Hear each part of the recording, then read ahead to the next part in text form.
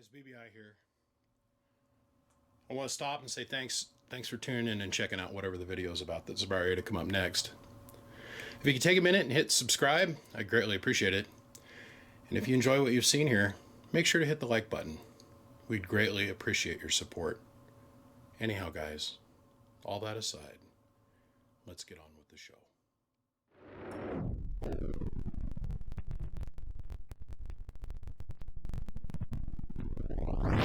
Well, gentlemen and ladies, fine doll hairs amongst all of you, we're here once again. We're going to look at this little 2x4 here today. Now, brace yourselves. Hold on to your undies. Pull them up real tight, just like right below your eye line, right over your nose. And hold on for this. Here we go.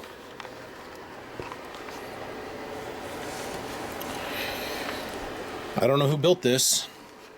I think Uncle Chicken Poop built it. There's a lot of little things that are wrong here. Now this amp does work, and I'm going to quick key this, and hopefully I don't blow one of the transistors out of it. That's a 1,000 watt slug in peak, 1,000 average, 5 watt slug in reverse. Amp's off. Let me show you drive. So we're putting 20 whole watts into this 2x4. Watch. Okay, didn't blow a pill. What's got me concerned is stuff like this. Here's our feedback resistor. It's attached to a disc capacitor, which is electrically correct, but then it's tied directly to ground. So our RF power is coming back through this resistor to ground. I don't believe that this is the right value cap. That would probably explain why this resistor is discolored. It looks like to me this has been out several times. This is a different lot number and used. But then we got things like this. Guys, each one of the lengths of inductor off the resistor make a big difference, and you want to make that as short as you can. We have the same problem going on here in the driver section, same problem here. I don't believe these are 330s. We don't need to have this capacitor here. This needs to be a 1000, which it is. There's just a lot of little things in here, like the solder work. There's some stuff here that's like, I don't honestly know how this is making a good electrical connection. You can clearly see that it's not attached on one side and then kind of attached on the other. So what I'm going to do is I'm going to rip this all apart. We're going to clean up how our caps are mounted. We're going to clean up all our solder joints. We're going to clean up a bunch of little things in here and just neaten it up. As I go, I'll be checking back in, showing you what I've done to change everything. But first things first, all the flyback resistors have got to come out, and I've got to strip this box down. So it's building power. Everything's chooching. I mean, non-red dot, or non-red dot, non-red dot, non-red dot, red dot. But this could cause all kinds of problems.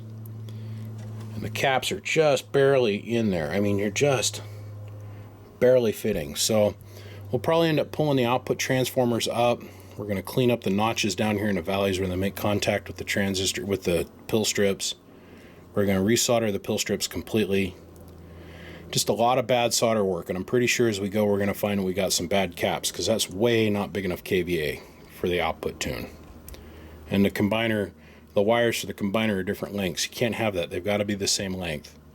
So give me a little bit. We shall return. Uncle Chicken Poop. We're going to run him out the building.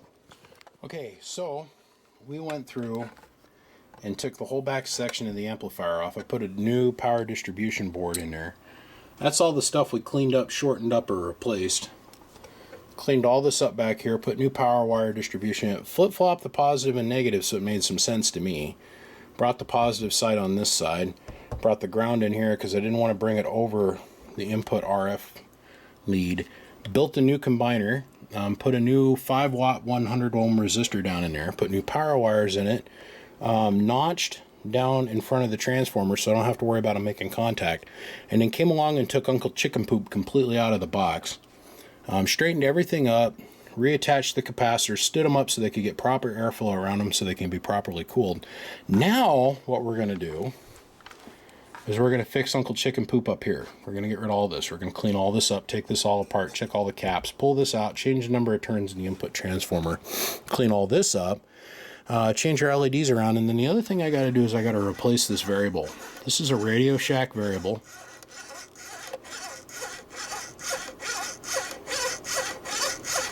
And it's a wire inducted variable. We can't use that here. That'll cause us to have all kinds of problems. So from here back has been completely rebuilt and is electrically straight. Changed the jumper on the relay, put a new keying circuit in it. This capacitor right here has devaluated itself and is now about 90 puff. So when I put the proper kVA in here, 150, that's what we're shooting for with the toshibas in here now. We discovered that this transistor was running really hot. One was because the flyback resistor was coupled to ground right here. Remember me showing that to you? Well, we went ahead and fixed all of those, so now they're all the same height, the wire lengths are all the same, and they're soldered down to the appropriate places in the board. The other thing we did is we took our Allen wrench and put it in there, and put 3.5 turns on this screw to get it tight, and 2.5 turns on this screw to get it tight. So the transistor wasn't making good contact with the heat sink underneath it. So let's go in here, and let's unchicken poop this side. We'll clean this all up, and I bet you when we fire down on this, we're going to see a whole lot more than about 600 watts with 20 watts of drive. What do you guys think? I bet you we do. All right, I'll be back. Well, here we are at the tail end of the dog and pony show. So we took the Radio Shack variable resistor out of line. This thing is gonzo. It's a 100 ohm Radio Shack variable resistor. Wrong. And here's all the parts I changed out and all the little bits and pieces I got rid of or eliminated or did something else with. And it's just a bunch of little bits and pieces. So we went and rebuilt the 2-pill section that's here. Had to take a turn out of the output transformer because it was one high. Had to add a couple little capacitors. Changed how the fan plugs in. We changed it over to, this is what was in there as our fan plug. But I actually put a ferrite bead on it for a little bit of RF block because there's nothing over here on the fan. Now I don't want to get too carried away on this guy. At the end of the day though, we can turn it on. This thing's going to run like a raped animal. Now, brother, I'd really suggest that we change out this clip. This is a 50 amp Anderson clip, okay? It really needs to have a 150 amp Anderson clip on there. So, if you can measure the voltage on this, we're putting, I think I got 15.2 here, but internally on the box, it's dropping down to like 13.9. And it's because of this clip. There's just not enough surface area inside this clip to actually get the job done. We're going to test with this clip. We're going to get roughly 1,000 watts out of this thing. But at the end of the day, we figured out that one transistor wasn't all the way down, that this flyback resistor was hooked up inappropriately. The whole 2-pill section was just kind of tack, solder, spotted together. So we redid all the solder work inside the box and revisited every part. And I'm here to tell you, this thing is clean, straight, and right. So let me go over here. I'm going to grab the mic. Let's go around the lap. 1,000 watt slug in peak. 1,000 in average. 5 watt slug in reverse back from the bird. 10,000 watt double load. 5 watt slug between the 2950 and of course the little 2x4. So let's go ahead and we'll talk through it real quick. Show you drive. Same as before. Kick on the amp.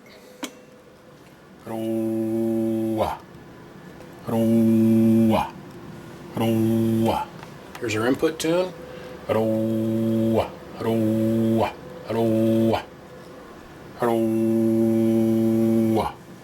About 980 watts peak. And like I said, we could dramatically increase the performance of this if we changed out this clip. Right here. Put a new distribution bar in there, because the one that was in there was just not cutting the mustard. Added a piece of ferrite on the positive rail going out the back of this thing. So on that note, it's done. Now, I do like the multicolor LED that's on the front of this thing. I got to give credit. I can't remember. He told me who built this, but I can't remember. I don't recall. But at the end of the day, we know it's right. It's going to run for now until eternity. We did run it with a fan. The fan is moving enough air to keep this little guy cool. So try to keep a 35 watt radio going into this. Do not take a striker or a 100 watt radio and run it into this amplifier. Remember, each one of your output transistors is $105 a piece, and your driver transistors, these 2290s, they're about $50, $60 a piece. So there's an incredible amount of money in here just in transistors. So don't abuse them. Take it easy. Have fun talking on it. Take like a 2950 or a Cobra 29 or something like that and drive it into this box, and it'll last you forever. Well, anyhow, brother, you all fixed up. I'm going to go mosey on to this other 2x4 I've got to redo. It's a Stickman. I got to get it finished. It's going to need completely repilled. And we're going to try and keep a little bit closer to the Stickman way of life because, well, the guy was a Stickman fan, and we're not going to take anything from it. But on that note, my friend, Mr. R, you're all done. I'm going to put the tin on it. I'm going to give you a call. We'll get squared up tomorrow, and this thing's on its way home. Gentlemen, my name is BBI, and without a shadow of a doubt, I am the biggest mud duck in Idaho.